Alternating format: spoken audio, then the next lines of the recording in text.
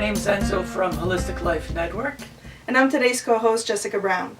Today we have with us Helene Couvrette. She is the founder of Home Yoga Health and Wellness Center and co-founder of MiSTY, as well as being a yoga therapist, which we're going to find out what that is in a second. So Helene, welcome. Hi, thanks for having me. I'm happy to be here. So you are a yoga therapist. Could you tell us what that is and what you do? Sure. So I'm a certified yoga therapist, which means that I have over 1,000 hours of training. So I do teacher training, and most teachers have about 200 hours as a base to become a yoga teacher.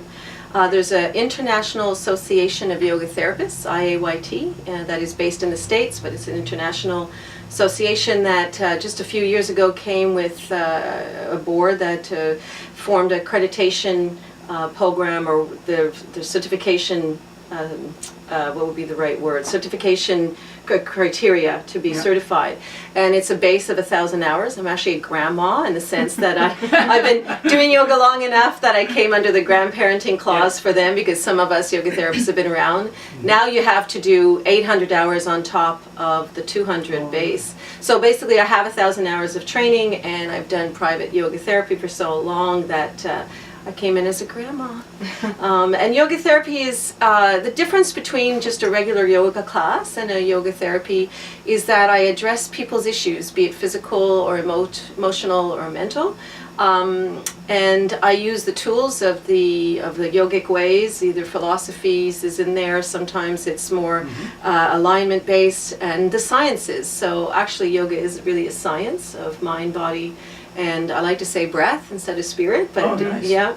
And what happens with the whole system when we're attentive in all those ways. So it's really addressing an individual with whatever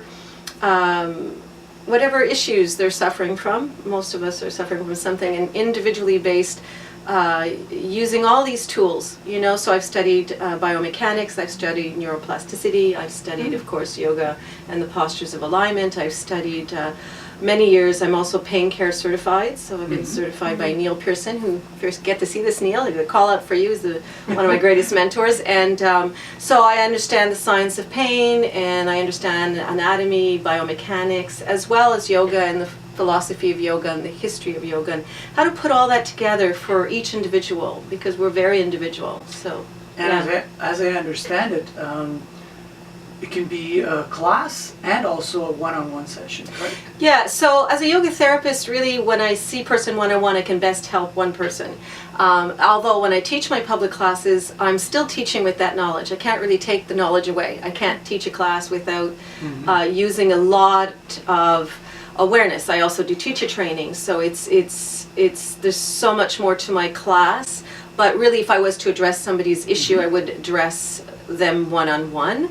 But in classes I can sometimes focus on the shoulder and how the shoulder works, or I can talk about hips, or I can talk about back, and how to best align, not just to look like the pictures that you see that are beautiful, but how to be able to move safely in your body. And yoga is just really moving. It's just moving different shapes, but how to do so safely. So that still can be the way I teach my yoga classes in general. Yeah.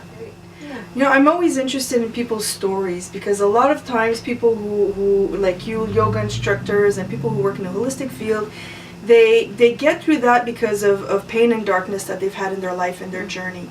And as I understand it, your story started a little bit like that. Would you like to tell us a little bit about that? Yeah, you know, I started to do yoga, I guess about 19 years ago. I was very lucky to start with a teacher that now teaches out of my center. But soon I just really fell into it, like I think a lot of people fall into yoga.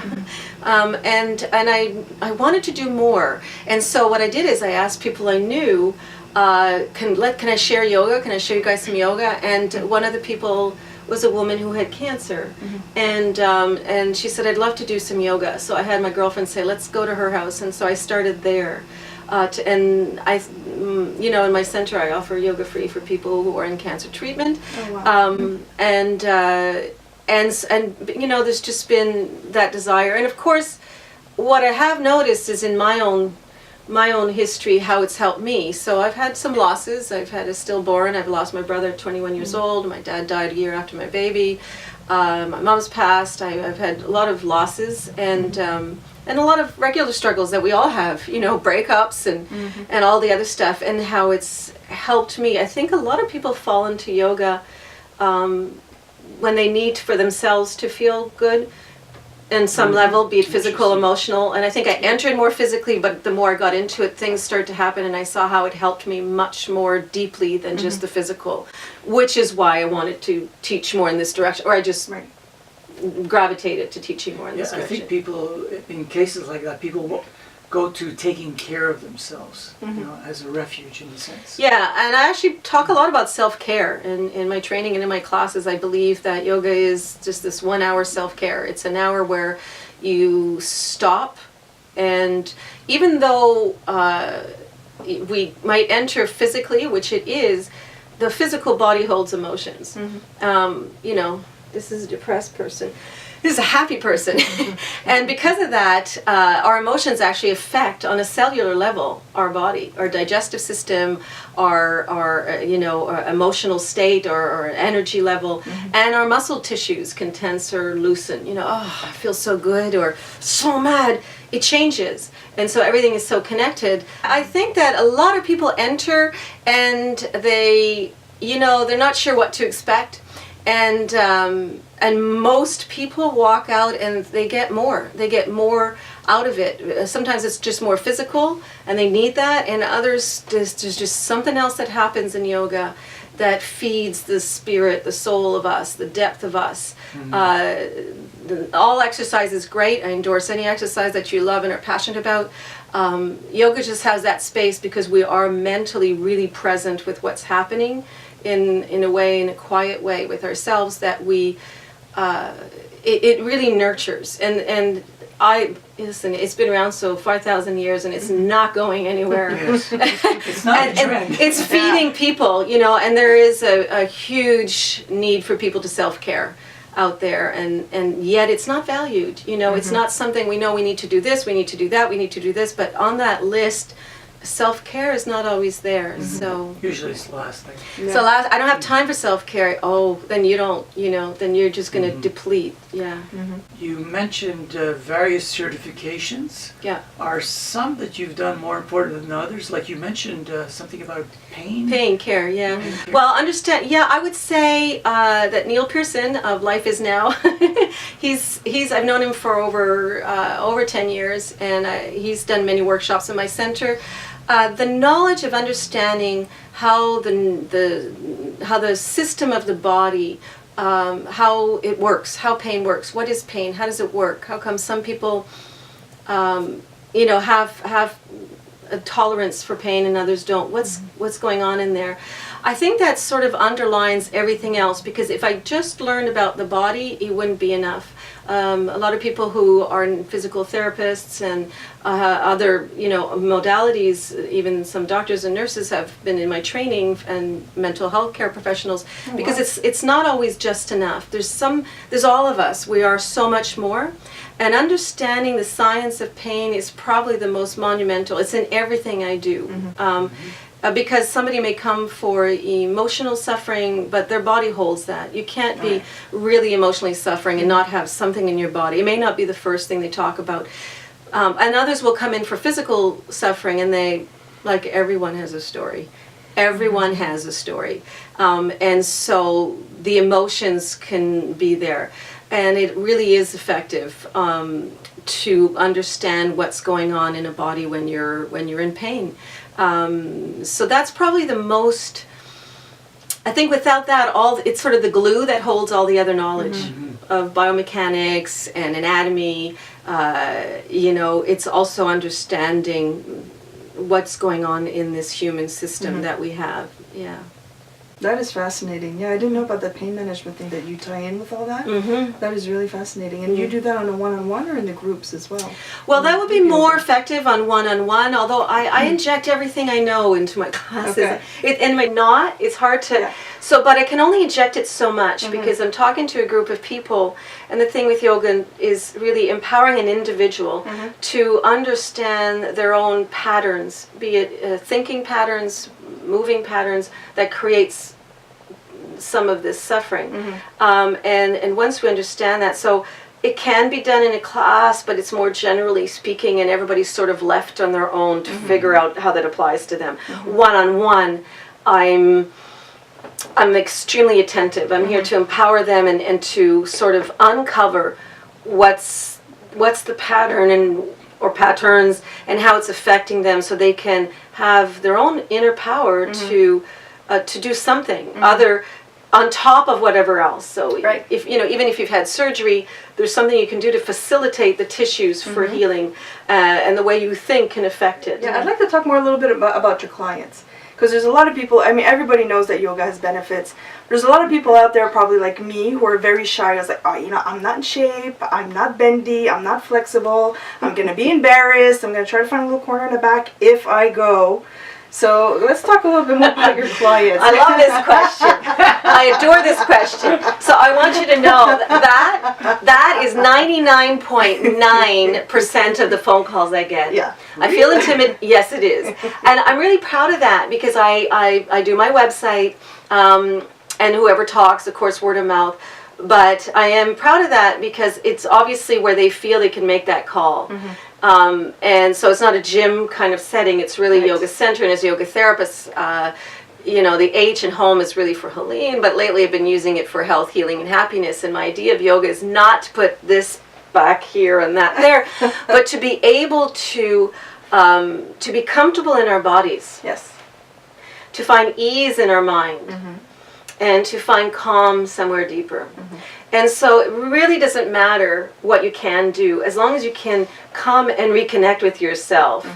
And so most, like really 99% of the calls, because they're going to call because they're like they need to ask. So it's, I don't feel very flexible, I'm kind of nervous, and am I going to hold everybody back? Maybe there's a beginner's class. That's what I get. That's the people who call.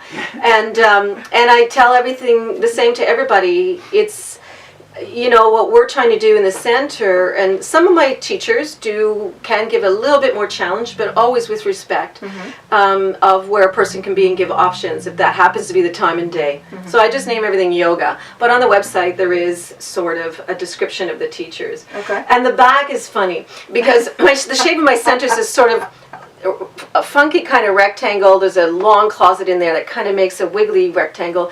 Everybody wants to be in the back.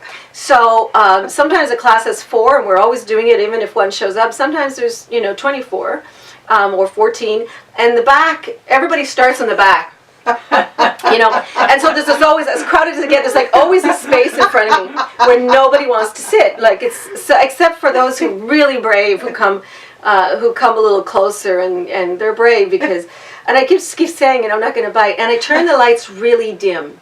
Oh, nice. Because like super dim, Okay. Except me, I have a bit more light on me, almost dark. But I'm a mother of 4, and I can see, like I have eyes everywhere. And of course, I'm trained to notice every nuance of a body. If the foot's a little crooked, and I don't catch 100%, but I catch a lot. My kids will tell you. So basically, that back is, everybody wants to be in the back.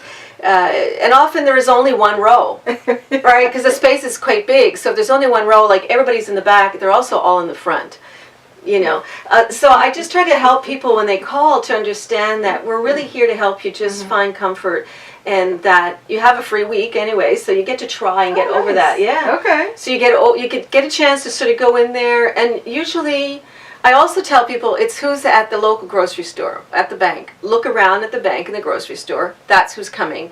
It isn't the images. I'm actually a big advocate of wanting to take away that image that yoga is only for super thin, super flexible, young, hardly, I won't say that. Edit that. super young, super thin, and having all the fancy clothing. People ask what to wear. You're barefoot, bring your sweatpants, your husband's t-shirt. I don't care. The lights will be dim.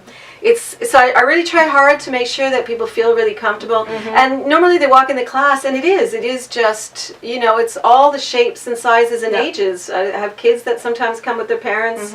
I have seniors. We have a gentle senior class. There's pregnant women that can do most of our classes. We don't do anything dangerous. So if there's any message I would like to say out there is go for you, so that you can move a little bit more, find a little bit more comfort in your body, not by looking in the mirror, but just in the body. A little bit more peace in your mind, and a little bit more calmness deeper inside. That's the only goal we want. And it doesn't really matter what you can do. It matters that you just come and be with yourself a little bit. Helene, Yeah. what is MiSTY? You're the co-founder of MiSTY. Yeah. Could you give us an idea? Yeah, so MiSTY stands for Montreal International Symposium on Therapeutic Yoga. 7 years ago, I met someone. I was partnered with someone, and the last couple years I've been doing it on my own. That person had done medical conferences, and when they met me, thought, I've never heard of this part of yoga. Of course, all we know is, all the Cirque du Soleil yoga. And having done medical conferences, why don't we do a conference? And so what we did, and what I continue to do now, is bring people from all over the world. So last year had someone from Israel, someone from the Netherlands, someone from Australia come. Hi Lee, hi Rachel, hi Ann, and then all over the U.S. and Canada that are healthcare professionals, either mental health or physical health, or researchers. So they've all have more of a mental or physical healthcare background. So doctors, nurses, PhDs, researchers, mental health, clinical psychologists, osteopaths, physical therapists. And they also, because yoga is so big, have done yoga and then ended up learning and taking, training in yoga, and they blend. And so my mission with MiSTY is to integrate yoga as a therapy, as an accompaniment to any other. So it's not like if you have cancer, you still need some help. If you have some mental health issues, we sometimes do really need meds. But what else can we do from inside to assist? Because instead of just passively feeling that what treatment it can be given to us, what can we do with that treatment to help? And there is so much research now because it can't be ignored that it's effective. Neuroscientists are doing a lot of studies, mental health care professional with mindfulness, and physical therapists using some, Shelley is another good friend who's a physical therapist, Shelley Prosco, and she integrates, she's a friend of Neil's as well. Neil was a physical therapist, and they integrate. That's something else that yoga does, because it's not just moving in a way that you might be told you should, in some post-surgery stuff, but how are you breathing? If I'm moving like this, okay, I'm doing my exercise, but what if I'm... Now it's going to affect me very differently. So that's the mission, is I really want to wake up more of it. It's happening a lot in the States. There's yoga in jails. There's yoga with kids with autism. Hi, Shani. There's yoga. I'm missing a lot of places, but there's yoga inserted now in a lot of different places. How it can help, symptoms, and Parkinson's won't cure, but what can we use from it in mental health issues, in back problems, which is a big thing. So that's what I want to do. I basically want Canadian health professionals to know that this is something they can refer, and of course to somebody qualified, because I do think people say, oh, yoga's great for your back, but not all yoga teachers have been trained the same way. And so to let it be known that some yoga teachers, as myself, I've also gone on to do 800 hours more than the 200 base, and that a lot of it is extremely specific to helping some issues like back pain and anxiety and stress. So I wanted to primarily help those who suffer. To do that, I need to educate people who are in contact with the people who suffer. And so to help that, it would be the yoga teachers and the healthcare professionals. And if we can get together for a conference once, now I'm doing it once in a year and a half, to see what's research is out there, what's working, and then to have the medical community know this is something you can refer them to find somebody who is qualified, because that's how we're going to help those who suffer, and that's just, that's all I want to do. I love this initiative. Oh, so do I. I think it's an awesome idea. Thank you. And it's not just a job, it's not just a career, it really is for you, it's a mission. It's a mission the whole and it's a thing. passion. I know. And I've met some beautiful people along the way. Yeah. There's amazing, compassionate, intelligent, brilliant people, peers, who they all join each other's sessions at MiSTY. You know, we have it's a small focus conference, and really anybody can go. I've had yoga from everything for cancer, back pain, to how to help people who are survivors of sexual abuse, how yoga tools can be used for that, with some clinical psychologists who've used it. So there's a lot of specific stuff, and yoga can help, and yeah, it is a mission. It's not work. There's a lot of work in it, but I'm alone doing the conference now. It's a lot of work, but yeah, but I couldn't be doing anything else. So I just wanted to build a little bit on that. I love that in the MiSTY you've got scientists, you've got doctors, you've got healthcare professionals, because I mean yogis have known for thousands of years the health benefits, right? But it took a while for science to catch up to realize these benefits. Yeah. So, and I love that now they're starting to prove it, and they're starting to study it. Yes. Finally, and to be able to prove to the scientific community Yep. that it does, and it's not just a bunch of hippies doing yoga. So I'd like to talk a little bit more about those health benefits. Yeah, sure. Actually, I think the research has been done for quite a while, but sort of quietly. Now it's getting louder, which is great. Here's the thing. We have this system, this human body system. What we see, we focus a lot on. But what's going on inside is regulated, by this nervous system that runs through us, that gives us fight, flight, or freeze. This is a sympathetic system, or rest, restore, and relax, and digest. That's the parasympathetic system. And we need both. But a lot of times our system gets sort of stuck in one place. And this can affect us in trauma. This is another thing. I've done some studying in this in trauma, or in physical pain. You'll go to the doctor and they'll say there's nothing we can see that, Actually, the reality is if I had 100 people here with no pain at all, that I only allowed them with no pain, 60 of them would have some kind of little tiny bit of scoliosis or slip disc. 60 who have it, but they have no pain. So what science is understanding more and more is, especially those who study pain, is that it's not really just about tissue damage. There's a lot of things that just get stuck and embedded.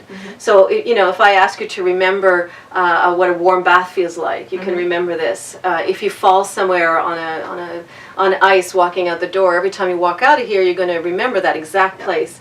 Our body, our mind, stores all of it, and the nervous system stores a lot of information so that it can do its primary stuff, basically to survive. So the way this whole system works is something that I think science is really interested in. It just happens to sort of correlate a lot with what mind, body, spirit, yoga therapy history is about.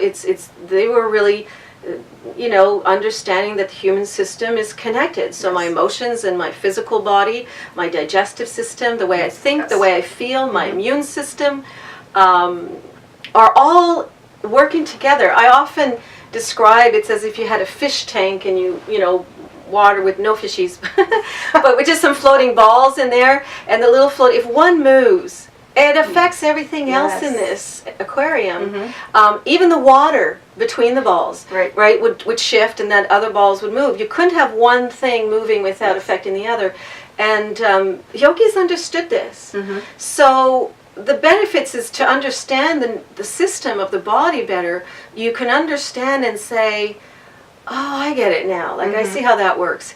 And that you're really assisting in stimulating your body brain secretes serotonin and dopamine. You're assisting, or if you're not assisting, you're hindering it from its potential. And it may have sounded kind of like a little out there, but what science starts to understand more is it doesn't understand that much. and then when it understands something, it realizes more and more that it is this aquarium filled with little balls, and that everything is affected. And so by doing yoga, because it really, its intent 5,000 years ago wasn't to be able to put your leg behind your head. They just had lots of time to practice all day long. And so the ligaments and muscles, more muscles got looser and things got more bendy. But they also understood that mindfulness affected them. And it doesn't take long for somebody to do yoga in a setting where it's calm and they have this hour of paying attention to their breath, paying attention to how they're moving, so that my arms just don't do this, but they go up like this, and that makes a difference in my shoulder, that instead of being here, maybe if I do this, it'll have an effect on my shoulder. And when you become aware of how you are living in your body, how your thoughts take you in one direction, but just like I said, I can ask you to remember a warm bath or mom's apple pie, and your brain has all this memory, and we can have someone suggest a word like apple pie or hot bath, and your brain goes there. But we can also do that too. We are not really a victim of our thoughts. We can direct them. And we are also not a victim of our body. We can tighten, not so tight, really loose, really relaxed. And I could do that with literally every muscle in my body, but we don't really think of that. Our body, our brain has a map of our bodies. So I can tighten my belly, or I can tighten my rib, intercostals. You may not need to know what it is, where you can relax them. So we are living a life not too aware, a lot of us, most of us, of how we're living in this system. We're just sort of looking at it, dressing it, criticizing it, and then getting all these thoughts and not really finding ways, or we need to find ways to get a grip, of our thoughts, to get a grip of how to manage this whole system. And so I think when people start to understand that and let go of the images of how deep they want to go in their postures, something really deep happens. And actually, you can stretch way more if you're relaxing a muscle than if you're tight. So, there's some that are young and in great shape, and we can help them align really well. So if you are going to do something, that you also don't hurt your knee as you're doing it. If you're doing something so deep for the, doing lotus or whatever, that it can affect the knee, and how to do that so that it affects you healthily, so you don't create issues. Because there are some people who are getting some injuries in yoga and they think yoga hurt me, but you can also be hurt walking down the street, or I see people who've been at the gym all their life, but they come to me a little broken because it is a physical thing that you're doing. But the need for it to, the most beneficial thing about yoga is not to do the deepest, more advanced poses. It really is just being super present with something more simple, as just seeing how you're breathing. And that's the key, because how you're breathing is going to affect everything. That's the biggest ball in that fish tank. I love that analogy, that fish tank analogy. That was so well said. Thank you. Yeah. So may I give you an example of a type of client that you might see? The client would be me, for example. My current issue is that I've actually hurt myself doing yoga. And I've shied away from it for about 3 years now. I've been trying to get back, been putting on weight, this kind of thing. So I have some very, very low back pain, usually on my right side. It shifts, but the more complex part of it is I have a missing disc, L4, L5 between, and I have scoliosis in my back. So the right side of my back is suffering a bit. So how would you approach? Right. So, the thing with, often as yoga therapists, we get asked, like, how do you help back? And as much as I'm not so keen on all those promotions of the beautiful bodies all the time. Not that I don't appreciate them. I also think there's no simple answer. Yoga therapy is seeing the individual. So if I saw you, so there's not a blanket answer for Yes. that. It would be, how's Enzo's emotional state? Are you a very A-type, busybody, never stops, or are you somebody that's basically sits a lot on the couch and is very, low energy of doing things? That would be one difference. Yeah. It could be if you're able to find your breath and understand how your breath affects your muscle tension, or if you have a hard time, I could spend 20 minutes just on helping somebody. It could be somebody, so that has a big part. That's the whole thing about yoga therapy, is who is wrapped around this body part of pain, or that is receiving messages of pain. Who is this person receiving messages of pain? Because a little bit of scoliosis or a disc, it doesn't necessarily mean that you should have pain. And it saddens me when people say, I don't go back because I hurt myself. If you hurt yourself coming in and out of the car, it's a necessity, so you'd figure out how to go back in and out of the car. I think the missing disc and the scoliosis never bothered me. But as I get older, I'm starting to see that, they're causing something. And Right. perhaps it's causing the low back pain. I'm not sure. And often what we do, what the system does, is we protect where we have pain. It's just a natural reaction to protect, and that protection means some contraction around it, some keeping it still. Right. And it's almost, you're almost retraining your body when we work together to release a bit of that protection, just a small little bit at a time. So it's really a baby step approach, and then helping you find ways to move that doesn't bring up that fear of maybe this will hurt, because again, our emotional and mental state has a huge impact on, it's in that aquarium.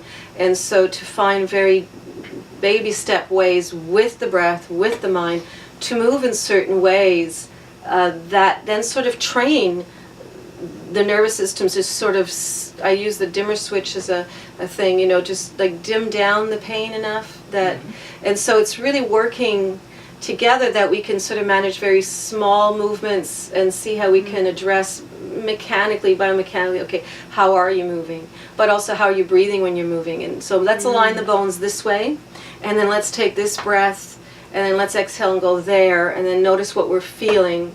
Okay. And then how can we quieten that? Because, we get these signals from the body of pain, but we also, our brain can send back its own little, tight, relax.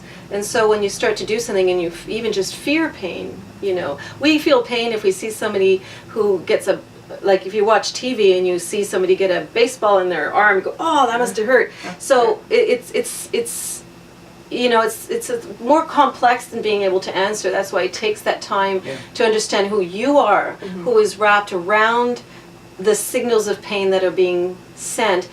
And physically, what is your habit? How you sit, how you stand, how you walk. So we address the physical, we address the breath, we address the mental, we address the emotional story behind it. So all that becomes a plan that is just for Enzo, nobody else. So it really is that individual.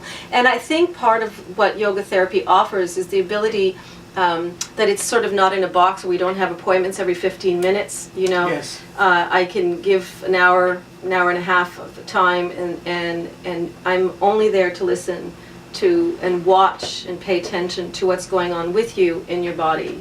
And that attentiveness itself can be therapeutic. We all need a little love, and we all need to feel somebody's listening to me, and then to empower you to see how you can shift physically what's happening. Oh, that doesn't hurt so much. And then notice how the breath can affect that even more. Oh, that feels even better. And really it's trying to empower you to be able to find what's creating it within, so that you can manage what's within, mechanically as well as mindfully and breath-wise. Yeah, that is really fascinating. And a lot of people listening know that yoga has terrific effects for the physical body, and like you were just saying, with injuries it can help and all that.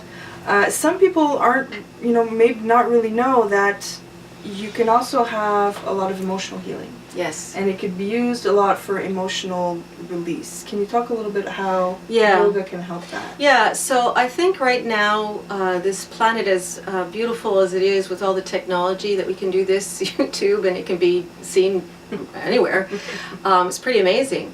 But I also think that this, humans are living in a time where managing their emotional state isn't on the front burner, and yet it's calling loudly, take care of me, take care of me.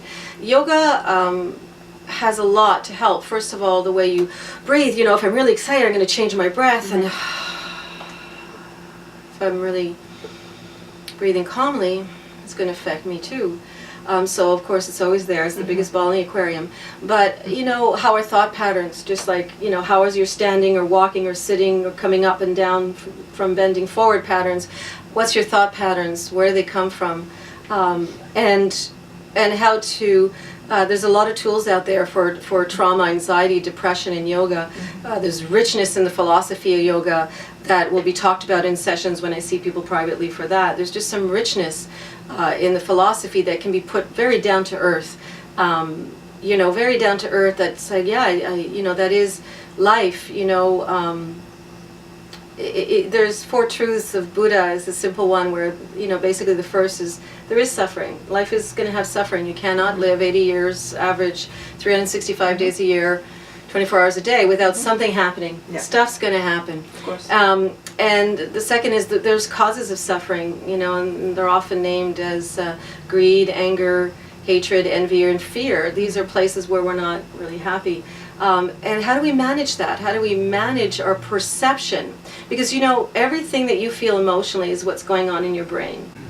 And that means really that it's in your brain. Personal journey. And it's not that it's easy. Yeah, it's not that it's easy to shift our mind or to walk it this way, if you will, you know. But it can be done. I can think of apple pie, and I can think of warm bath, and I can think of a freezing cold hands in the winter. I can think of anything I want to think of. But it's hard, and yoga has ways to take the mind and get a little bit more quiet, and then watch it a little bit, and then direct it in ways. And the philosophy has fabulous richness to be able to maybe shift our perspective of how we feel about something. Because, you know, somebody can be really irritated by traffic. I have no road rage. None. And I've been with people in the car where it's like we're the same people, it's the same traffic, and it can irritate someone to bits. But me, it's like, you know, maybe that person's had a hard day. Maybe they just found out their mother's in the hospital, or worse, has passed away. Or maybe they're just not really nice people, but maybe not nice because they had terrible parenting. Like, what perspective do you have that can soften a little bit? And sometimes we think that we're losing if we become a little bit, you know, more compassionate, but we're gaining because what you feel is affecting you, not the person in the car who just drove and cut you off. He has no clue, and you're like stressed, and your blood pressure's, you know, everything's viscerally, your stomach's tight, and all these things are happening. You know, when we get really nervous, it affects our digestion. When we get angry, it affects our muscles and our. So this ability to manage. Again, it's a dimmer switch. It's not like this magic and everything goes away, although I have definitely seen people, you know, have relief completely from a lot of things. There's also just the ability to diminish so that you can manage, because for some it's bigger, and maybe, you know, because depression and anxiety is as real as cancer. You know, in some systems there's an imbalance, and it's just more challenging. But there's a way to sort of see how, if we can bring it down a notch, where we can function better, where we can manage this life. You know, there is suffering, but does it have to be so intense? Can I calm it down a bit so I can I get a few more good stuff in there? Yeah, Absolutely, because those things that hurt you, those things that cause you pain will always be there, but how you react to it and how you perceive it, that's what you can control. Exactly. So if people watching want to reach you, how can they contact you? You want to mention an email or a website? Sure, I'd or love to. both? Yeah. So HOM, I pronounce it as home because it's H for Helene, or now health, healing, and happiness. So HOM as in om. So I pronounce it home, but there's no E at the end. It's just H-OM or HOM. Yogacentre.com. MiSTY, the conference, is MiSTY, Montreal International Yoga Conference. That's home yoga events. cohost.com. And on those websites, which I do, they're all the information to reach me is there. You can, I'm in Vaudreuil-Dorion, just at that exit for Hudson, in a place easy accessible on the 40. My phone number's on there. I'm always happy if you email me with questions. Leave me your number. I will be so much more happier just to call you and talk to you in person. If that's what you want, because I really believe in human, contact and realness. So find me there. I'm on Facebook as well, Helene Couvrette, Couvrette. I'm happy to friend you on my personal page. It's mostly for you people who are out there needing to connect with me. That's how you can find me. It's not that hard. That's fantastic. Yeah. It's been great spending this hour with you. It's been great to be here. Thank you. Thank you so much.